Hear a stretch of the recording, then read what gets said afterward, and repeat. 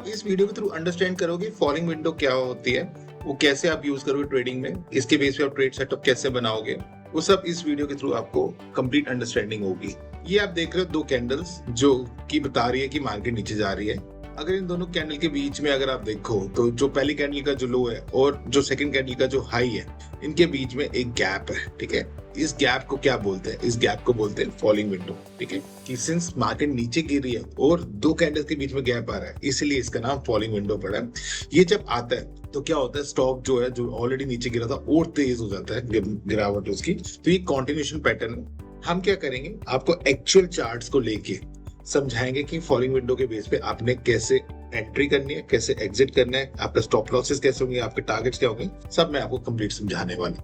अब अगर हम इस बैंड की बात करें जिसको फॉलिंग विंडो बोल रहे हो, ये क्या करता है, ये बड़ा स्टॉक एक्ट करता है रजिस्टर। होता क्या है, स्टॉक अगर ऊपर जाएगा इस लेवल पे वो वापस गिरा देगा। इसीलिए जो है जब स्टॉक को ये पुश डाउन करता है और काफी तेजी से स्टॉक को गिराता है, क्योंकि यहाँ पे जो है सेलर्स अवेलेबल होते हैं इस गैप के अंदर।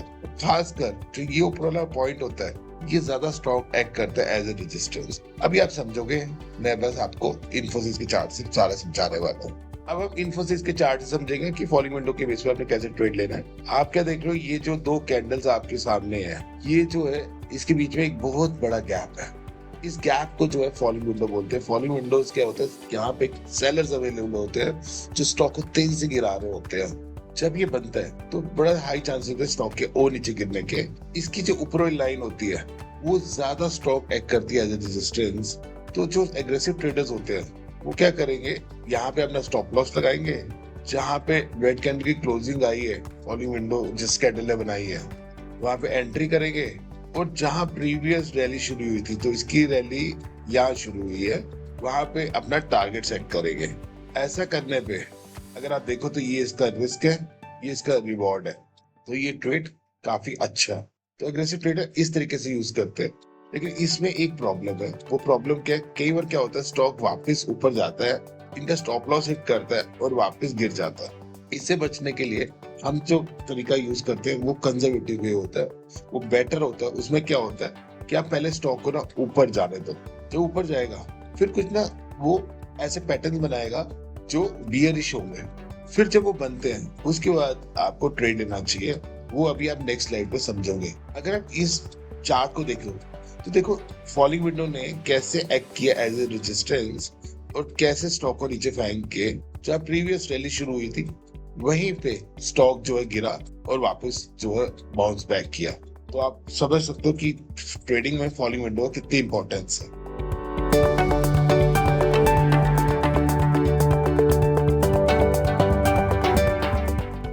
एचसीएल टेक के थ्रू समझो कि कंजर्वेटिव ट्रेडर्स कैसे ट्रेड करते हैं जब फॉलिंग विंडो बनती है। आप ये देख रहे हो कि ये दोनों कैंडल्स के बीच में जो है ये आप देख रहे हो कि गैप बना हुआ है, जिसको हम फॉलिंग विंडो बोलते हैं। ठीक है, अब आपको पता है कि फॉलिंग विंडो रेजिस्टेंस का काम करता है। आपने क्या करना है, विंडो के बेस पे नहीं एंटर करना है, ये एग्रेसिव ट्रेडर्स करते हैं।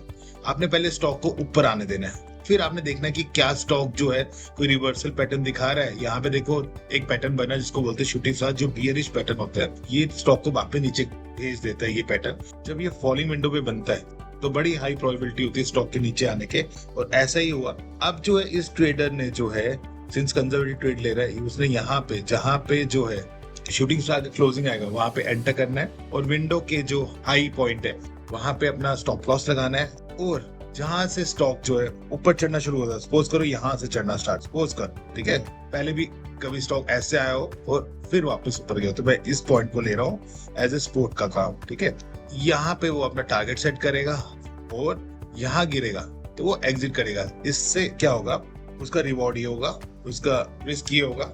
सिंस ये ट्रेड अच्छा है तो वो लेगा इस ट्रेड को। तो आई होप आपको इससे समझ में आया कि कंजर्वेटिव ट्रेडर्स कैसे ट्रेड लेते हैं। अब देखते हैं वो क्या बियरिश पैटर्न होने चाहिए। पहला पैटर्न अगर देखें तो वो है शूटिंग स्टार, दूसरा जो है बियरिश एनगल्फिंग पैटर्न है, तीसरा जो है वो डार्क क्लाउड कवर है, चौथा जो है वो इवनिंग स्टार है। जब ये पैटर्न आते हैं कहते हैं स्टॉक जो है नीचे गिरने के बड़े हाई पॉसिबिलिटी होते हैं। मैंने इन सब पैटर्न्स पे जो है वीडियोस बनाई हुई है अपने टेक्निकल एनालिसिस कोर्स पे, आप वहां जाइए और ये वीडियोस को जो है एक बार देखिए ताकि आपको पूरी तरीके से क्लियर हो जाए कि बियरिश पैटर्न कैसे काम करते हैं। अब हम नेक्स्ट स्लाइड में समझेंगे कि लार्ज विंडो और स्मॉल विंडो के कॉन्सेप्ट को, उसका रिस्क रिवॉर्ड रेशियो से क्या रिलेशन है वो बड़ा ही इंपॉर्टेंट कॉन्सेप्ट है, आप उसको पूरा समझ। अब आप इस स्लाइड से समझोगे स्मॉल विंडो बेटर है या लार्ज विंडो बेटर है। अब देखो, अगर आप देखो स्मॉल विंडो में क्या है, ये आपके सामने स्मॉल विंडो है, ये आपके सामने लार्ज विंडो है। अब अगर स्मॉल विंडो की बात की जाए तो ट्रेडर यहाँ पे एंट्री करेगा, यहाँ पे जो है जहां से रैली स्टार्ट हुई थी वो इसका टारगेट सेट होगा, और इस विंडो के ऊपर जो है वो अपना स्टॉप लॉस लगाएगा। तो इस तरीके का रिस्क बनेगा, इस तरीके से रिवॉर्ड बनेगा, ठीक है।